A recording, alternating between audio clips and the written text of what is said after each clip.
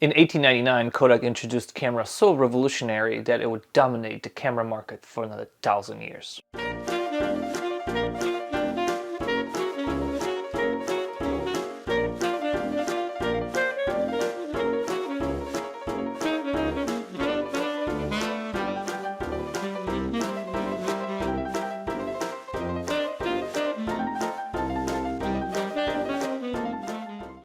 Well, truthfully, that didn't happen. Kodak did introduce the camera in 1899 and produced it all the way through 1913.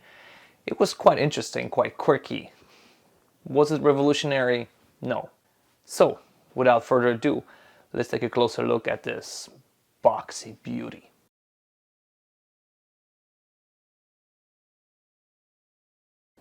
Is it a Plico or is it a Flexo? Yes. It's like fags and cigarettes, so it depends which country you're from. In the United States, this camera was sold under Flexo, and in UK it was sold under Plico. This simple camera was introduced in 1899 and manufactured through first quarter of 1913. It used 101 film, which is the same film that was used in Kodak Bullseye, and many other manufacturers use that size of film as well. It produced 3.5 by 3.5 negatives, which was quite large, and it was suitable for contact printing. Sometimes in 1890s, the Kodak gents decided that they needed easier access to the guts of the camera if you needed to change the roll of film or if you needed to do any sort of maintenance. This camera was designed to be maintained by a user, so they came up with this. You simply unlatch the front plate, the little door opens up, and then the whole panel just slides off. Now, interesting thing is that the entire panel is held by the leatherette. Nothing else is holding it. The downside of such design is that after decades of usage, the leather wears out on the corners, and the camera simply falls apart and would have to be restored. I can't imagine that anybody went through this camera so many times that they had to restore it after 20 or 30 years. Now, if you bought one of these things and it was in great condition and you took pictures in between 1890s and 1900, and then you put it in the closet and your great grandma inherited it and your grandma inherited that camera and then you inherited that camera, it may as well look like this. This here Plico Flexo camera is another example of this camera. Now, it's not any special wood design.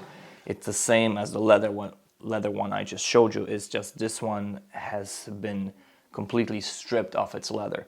Reason, you ask? Well, the reason is when I bought this camera and it came to me, it was the leather was completely dry rotted. You could even smear your finger on it and the leather was just coming off. So I took some sanding paper and I cleaned it really nice, and I cleaned some of the hardware which was all bent up. But this is what it looks like when it's not held by leather.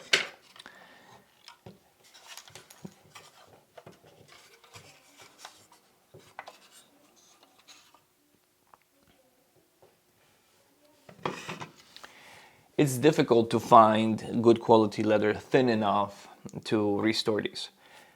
Now, this camera originally looked like that when I got it. It took me a few months to find suitable leather to apply to the body, and I even took initiative and I used a metal roller to make these edge designs that were originally present on the camera. But there were two of those. I just did one, just to mimic of what it would look like if it were new. Now, disclaimer, I love these cameras so much. I fell in love with them that I don't just have one. I don't just have two. I actually have three Flexo's cameras, and this one is in disrepair. It needs fixing, and the second one that I have, or the third one I have, is the same way. The nice thing that from this one here, the strap, the holding strap survived, and it does say Kodak #2 Kodak Flexo, or Flexo Kodak on it, Eastman Kodak company. Right, so let's go into some details about this camera, and then we will be shooting some film with it. Let's take a gander inside this camera to see what sort of mysteries hide behind the front plate. As you can see, this is quite simple camera, point and shoot basically. It uses Kodak's rotary shutter, which produces about 1/30th, maybe 1/50th, or maybe 1/25th of a second speed. It does have a lock. Here on top there are two pull-out tabs. You pull this one up, and then shutter locks into time mode. And then the second one controls your aperture. And the aperture varies from, you can measure that stuff, but it varies between between f/16 and f/32. So at its resting point, it's about f/16. You pull it out once, f/22, and then this is about f/32.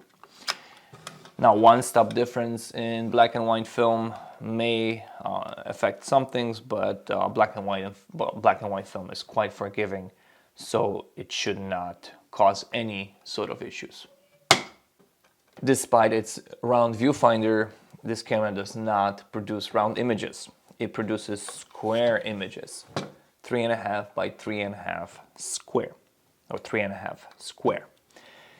It does that beautifully using its Kodak achromatic single lens. I've already shot a roll of film with this camera, and how is it possible if this camera uses 101 film? I'll show you. This is a roll or spool for 101 film. This is a spool for 120 film. You can see it's about an inch difference. There are adapters that are sold on eBay. This is one of them. This is adapter between a 101 and 120 film. And these little guys here are the adapters for the fresh spool. And the way you do it, and it's tricky, so disclaimer there. The way you do it, you take a fresh spool of film, you put these guys on. That fills the gap here on this side. And you have to remove the original core because there is no core through there's no hollow center through which you can run this core. And you just pop it in here. You pull your film this way. Then you remove this other core or other spool, and you do that by turning the key clockwise. It's a left-handed thread. And the core of the spool comes out along with the ratchet gear. And then you take this guy here, which is it's 3D printed. You stick this gear on the bottom, you put it back in, and then use your imagination. You slide this key inside, you match the holes, the threaded hole, and then the issue is this camera, I imagine it will be very light tight, but it's not. It's due to its age, due to some wood pieces already missing. It didn't produce super light tight results, but it produced beautiful sharp images, and I'll be happy to share these at the end of the video. Now, despite this lens being a simple single lens, it worked beautifully. I did use a tripod shooting these images, but you could of course do it because there's an ad, or there was an ad for this camera where a girl had this camera on a tripod, and I will be more than happy to share one of these images at the end of the video, where you can see the advertisement for these little beauties. Now, one thing you'll notice that I don't know if it depended on type of camera or the year of manufacture, and I presume this was year of manufacture that made these differences. That this plate here with Kodak's information, name of the camera, is made of wood, whereas on the second Flexo that I have, which I presume it's a newer version, this is a cardboard and paper, printed paper. Right, let's put this guy together so you can see how it's supposed to go back into a camera. There's a stamp on top of this wood here, on top of this back plate, that says top, so make sure that goes on top. And then the front plate latches and the camera is held in place like so. Ladies and gentlemen, I hope you enjoyed this short overview of Kodak number 2 Flexo Kodak, or Plico Kodak if you're from UK and you smoke fags. Stay tuned for more videos and subscribe and enjoy the pictures.